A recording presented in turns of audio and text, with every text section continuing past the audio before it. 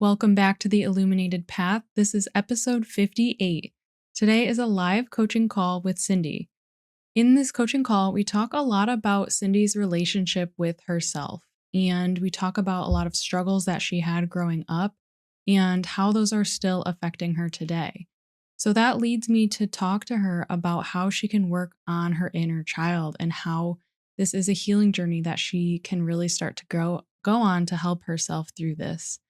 Listen to the full episode to hear the coaching call. Thank you, Cindy, for calling to be on my live coaching episode today. Cindy's actually a very old friend of mine, so I'm honored to have this coaching call with her and help guide her in some area of her life. Thank you for being here, Cindy. How are you doing? And what can I help you with today? What's coming up? Hi, Kate. I wish you could see the smile on my face right now. Um, it's so great to talk to you. Yeah, I'm same. just feeling, I'm feeling stuck Okay. in my life right Mm-hmm. now, and I guess I'm just not sure which like direction to go in because there's so many. Okay. So you're feeling stuck, and that's really good that you have that awareness. But so to dive in a little bit deeper on that, in which area of your life are you feeling like the most stuck in? Like what's coming up for you now? Is it relationships or your job or a combination of things? Honestly, I feel like it's so hard for me to like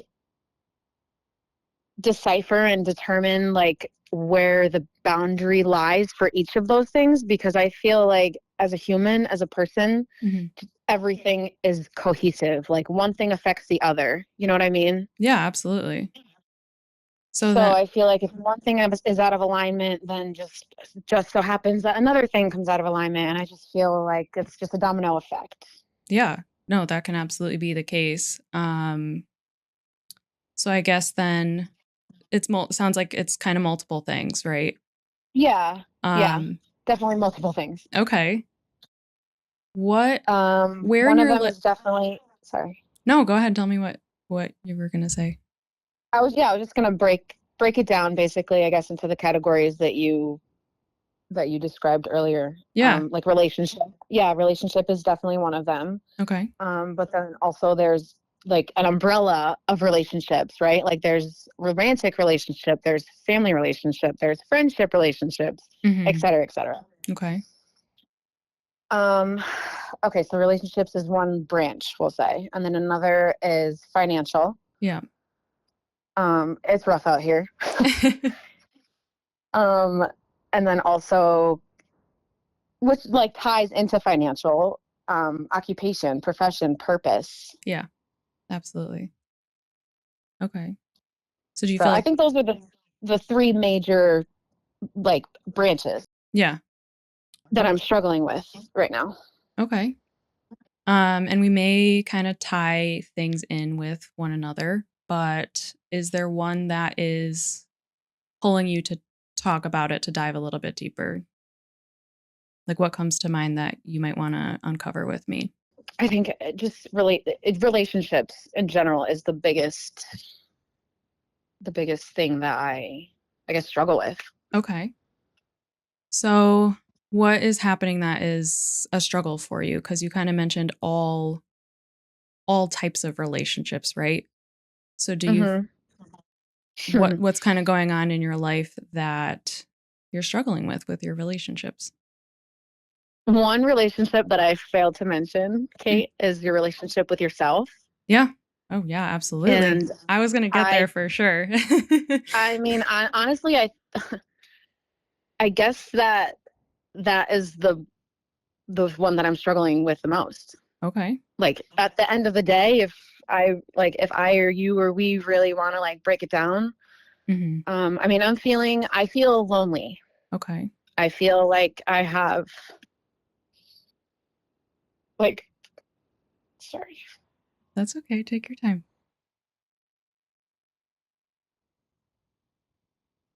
I feel like I struggle to find a support system Okay. I feel like there are people in my life, family, friends, people who are like close, Mm-hmm. but I just can't like lean on the way that I feel like I need to at this point in my life, you know? Yeah. Um, which I guess like leads me to feel like and believe that I'm just craving like some kind of like romantic companionship relationship Mm-hmm. so that I can like share just life, ups and downs, like struggles, good times, bad times, comfort, all of that with someone. Yeah. Okay. So I think So that was a whole lot that I threw at you, I feel like. no, that's okay. It definitely brings me to want to ask more about your relationship with yourself then, because I'm sure you might know this, but kind of like your external world is really reflected by how you are internally, how your internal world is, and the beliefs that you have about yourself are going to affect, your external relationships, and affect your Mhm. ability to even get to that level with someone else, and like your ability to trust someone else, um, and like be willing to even build like that in-depth relationship that you crave. It kind of has to start with you building that in-depth relationship with yourself, you know? For sure. So how do you feel about yourself and your own internal relationship? It's it's a struggle. Okay. Um, like I said, some days are better than others. Mhm. I feel like a lot of it has to do with what I have going on in the external world, like you said, um, which I think is very much part of the issue. Okay. Um, because it's like you said, what I think of myself. Yeah. And then I just went, my answer was, it has a lot to do with everything going on around me. Yeah. So I think I'm going to dive a little bit more into what that means for you. So, Yeah. do you feel like you struggle with having a really harsh inner critic? Yeah. Yeah. Yeah, absolutely. Okay. And what does this inner critic say to you? Oh, you want to know? You can give me some examples. Yeah, like what are the things that you have like that internal conversation with yourself that makes it hard to feel like you have that good relationship with yourself? A big one, I guess, is just you're not good enough. You're Mhm. never going to be good enough. Okay. And do you think that again going back to because you feel lonely and because of like the friendships and the deep supportive relationships that you desire, or is it other things in life that it's really coming up about? I think it's both, Okay. both to be honest. Um, because I feel like you're not good enough has been a theme Yeah. in my life, and I'll explain in a second. Yeah. I was just explaining this to my therapist actually last week, Okay. and he said that that was a really good like analogy or kind of like idealization. Mhm. And I feel like a lot of my life looking back, I feel like I've had a carrot like dangling in Mm. front of my face, Yeah. and I can like almost reach it. You know what I mean? Mhm. Like it's right there, but I just can't get it. And Okay. I feel like that has been the theme like in my life growing up. Yeah. Um, do you want some examples? Absolutely. Okay. Um, I'll start with being a kid. I grew up playing softball, Yeah. and I was a really good softball player, and I cared a lot, and I tried hard, and I knew I was good. Mhm. Um, and I could have went far. I could have played college ball. I could have gotten a scholarship. Like, who knows, Yeah. if I had stuck with it and didn't make stupid decisions Mhm. and be a kid, you Yeah. know? Yeah. So I mean, that's one example. Mhm. As a future, basically. So are you feeling regret for some of these past decisions, or is that something that you've been able to move past at this point? Um, or are you I really think, still like upset with yourself about decisions that you've made in the past? I mean, both. It's hard to not. I feel like if you regret a decision, you have you have to be upset Mhm. with someone, right? And I think that throughout life, I've just learned to take accountability so much and so hard and so heavy and put it all on myself Yeah. that's what I do, Yeah. because at the end of the day, all you have is yourself, and I'm just in this lonely kind of like lone wolf. I've been calling myself a lone wolf for years, and like Mhm. thinking that it's like cool, and thinking that it's like, yeah, fuck it, I don't need anyone, like, but no, I'm sitting on my floor crying. Yeah. Well, that can be two things. Like, there can be a huge benefit to being a quote unquote lone wolf and like having that part of you, but that doesn't mean that you also don't crave connection. I mean, it is innate in us to want connection. Like, we are built for having connection and having relationship in life. So, there's nothing wrong with having both and wanting both. Like, but I also want to work on your thoughts about like loneliness, and also how harsh you are on yourself. So I have a lot of things coming to mind. So I want to just quickly touch on, because you said like you're harsh on yourself and you take accountability and everything, and like that of course makes sense. But because you're so harsh on yourself, that can really just hinder your ability to even make a good relationship with yourself. And I know you said you're good with being alone and you have called yourself a lone wolf, but there's also that lonely component. And it's really about like finding a balance between being okay with being alone, um when you are, and having like that true self-love for yourself. And I think you might be missing some of that, but loving yourself is like really a practice that we weren't really taught when we were younger, you know?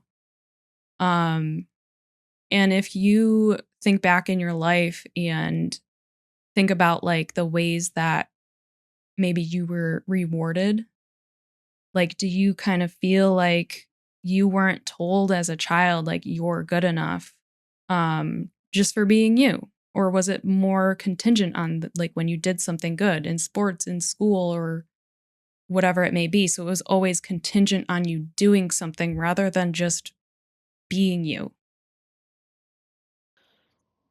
Growing up was, I mean, I feel like that's a whole nother can of worms that we're opening. Yeah. uh yeah.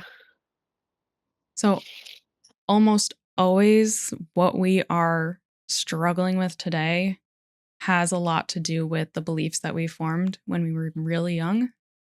Oh yeah, So I I'm almost learning that. yeah. So I call it kind of inner child work. I'm not sure if you've heard that particular phrase or not. Um but I almost always have to kind of go back and figure out like what that was like, because it is who you are today. Like that is Yeah. what you learn today. And I believe that as a society, like we're getting better at this now because we're talking about it now when we're talking about the Uh-huh. fact that um having trauma is not just about having like a major traumatic event in your life, but having trauma is just when you really had a dysregulated nervous system. Yeah. And as children, I'm just going to kind of quickly share with you, maybe you've heard all of this or not, but it's coming up. Please do. As children, like I said, we're wired for connection, and ages 0 through 7 are such a crucial time for our own development that if you did not have like full comfort and ability to express yourself, to have your emotions, and to receive just love from parents, from family, from those around you, unconditionally, like that support that brought you to feel absolute safety in your body, then you're going to be struggling today with your own relationship with yourself, because it's really all about finding that safety and having a regulated nervous system and kind of uncovering some of the beliefs that you formed as a child that are like literally driving your day to day now, that you are unconsciously running on this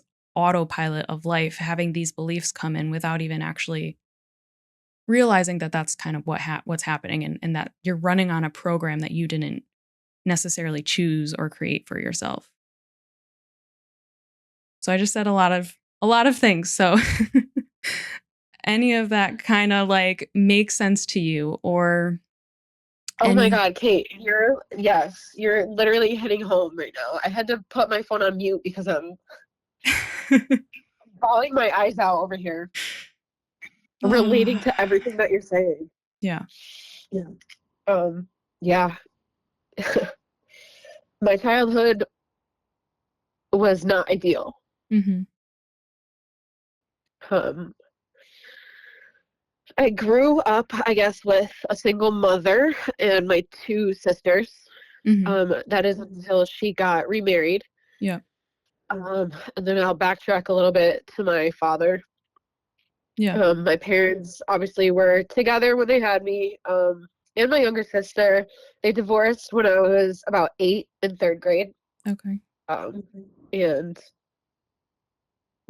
honestly, as far as the divorce and all of that, I remember walking home one day from school, Mm-hmm. and I saw a U-Haul truck in the driveway. And I walk inside, and the house was just like dark and cold and empty. Furniture was gone. Mm. And my uncle's there, and my mom is like rushing around, and I'm like, what the fuck is going on? Sorry. I was in third grade, so I didn't say that. Yeah. But anyways, yeah. That is when we moved, and I guess that's when I found out that my parents were like divorced, officially splitting up, like they're not together anymore. Yeah. So then I grew up with my mom and my sisters, and my dad was around, kind of not really in the picture. I wanted him to be in the picture. Yeah. I tried so hard to keep him in the picture, Mm-hmm. but it was just rough because I was the only one in my family of my mom and my two sisters that was team dad, just because like the divorce was so ugly, and without getting into details. Yeah. Um, so me being team dad growing up really set me apart Mm-hmm. from my mom and my sisters, who, I don't know, I feel like hated him. Yeah. And I never understood how you could hate your father or the father of your kids. Right. But yeah, but going back to something that you said earlier about being rewarded. Mm-hmm. I feel like, I mean, we weren't like broke or poor or like anything like that. Like we were well off. Yeah. I'm sure my mom struggled, but as a kid, it didn't seem like it. Okay. Um, So as far as like being rewarded, like I wouldn't really get rewarded. We would just kind of like do stuff regularly, you know? Mm-hmm. But I was definitely punished Mm. um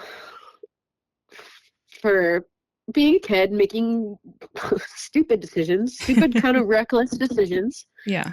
But I mean, I was really severely punished. Yeah. And I'm talking like sent on an airplane to go live with my father, who my mom clearly doesn't like, Yeah.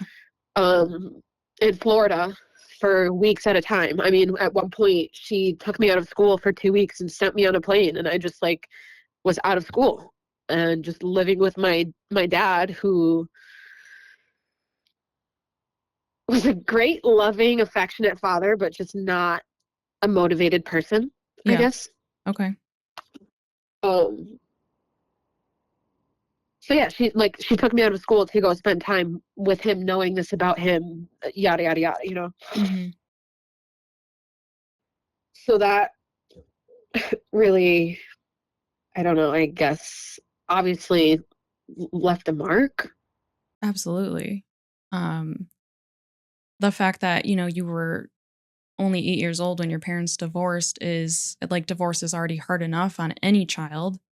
That's such a critical developmental time in your life where you as a child, like your greatest need in that time is to feel fully supported and feel true safety in your nervous system. And so that exact moment of walking in your house, the fact that it's so vivid to you Yeah. is absolutely was like a traumatic event for you and triggered something within your nervous system that can absolutely still be affecting you today. And I am very sorry that you had to go through all of that. Um, but you kind of done any work around like really grieving the fact that you didn't have the true support and love that you needed? I mean, your mom kind of sending you to Florida to live with your dad and feeling like you were being punished for things like, of course, that's going to bring up feelings of unworthiness and, again, lack of safety and lack of um, just like trust in your own self. Yeah. So I'm curious if, in your time with your therapist at all, or in time that you've done with yourself, if you've kind of grieved the relationship that you didn't get to have with two parents being together under the same household, or um, kind of felt any of that grief because as a child, and part of like the traumatic experiences is that we kind of close ourselves off, right? Like we won't experience the full emotions. Or maybe we are trying to keep it together to not make the situation worse, or those are like those emotions that really get stored within you. And sometimes now, as an adult, we kind of have to go back and grieve the situation, if that makes sense. Like, really grieve what you didn't get and Yeah. grieve the fact that no, you didn't have the full support and safety that you needed from your parents. That's not to say anything bad about them. That's not to say, like, they were doing the best with what they could at the time. And there's a level of being able to understand that and be okay with it. And also, you are allowed to like get mad at that today and also grieve that situation, in order to kind of move forward today and recognize, like, no, I didn't have the childhood that I needed. Um, Right. and now part of inner child work is it really is a process, but working on connecting to that little version of yourself and as an adult, almost like reparenting her and being able to see when things come up for you and think about, okay, this is my younger version of me wanting to know that she is safe, wanting to know that I've got her because she didn't have that as a child, but you are an adult now and you can do that for that younger version of you today. Does that make any sense to you? Yeah, that totally makes sense, and it feels like, yeah, it makes sense. It makes Yeah. sense. I just feel like I wish it was that easy to be like, oh, okay, now I'm being younger me. Gotta. It's never that easy. No. This is definitely something that is a process for sure. Yeah, Um yeah, and I thank you for everything that you were willing to share. Um but I would recommend, either if you haven't done any sort of inner child work yet, like this is something that I think would help you so much, and allowing yourself to know that it's going to take some time, and it's like a true practice where you're going to have to set some time aside where you are, like, I would even find a picture of yourself when you were younger and yeah, keep that in your back pocket.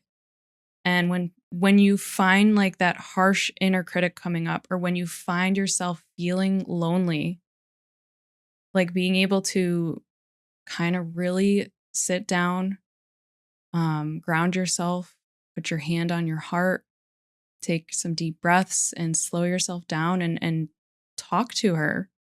Um, it might feel really weird at first. It might feel like it's not working, or like you just might feel awkward at first.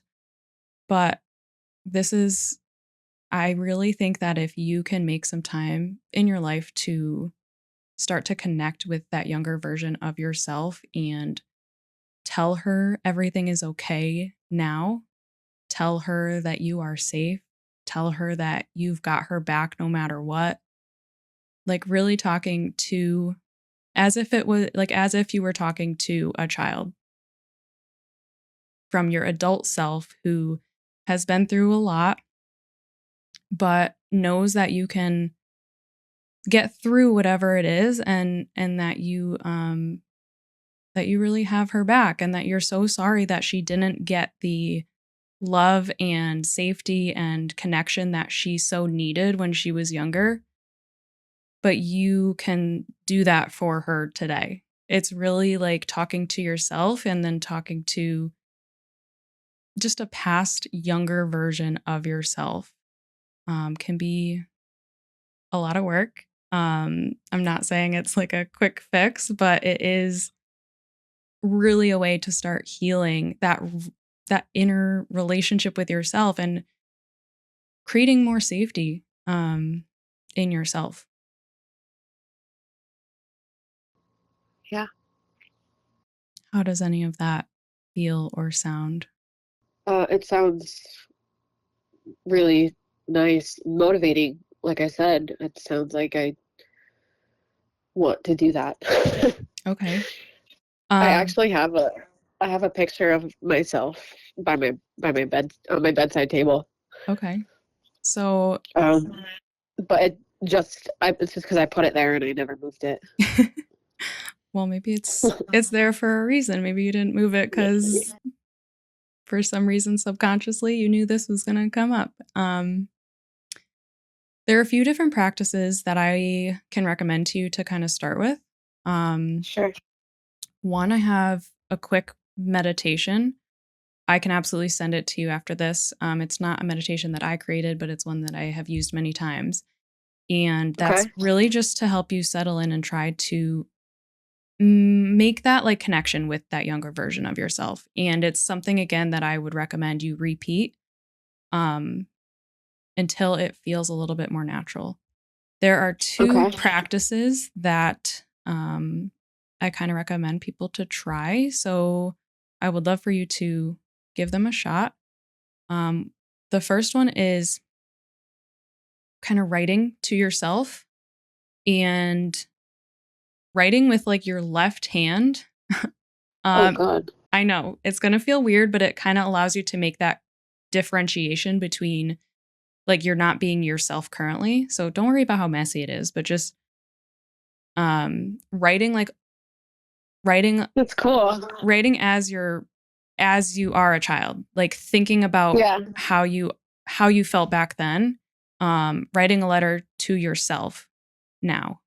And you can even then write back using your right hand as yourself today and really tell that younger version like what you can do for her today, like how you can really help her and that you've got her back and you are doing your best every day to just create that loving and beautiful life for herself and for her and that you wish she had that when she was younger, you know?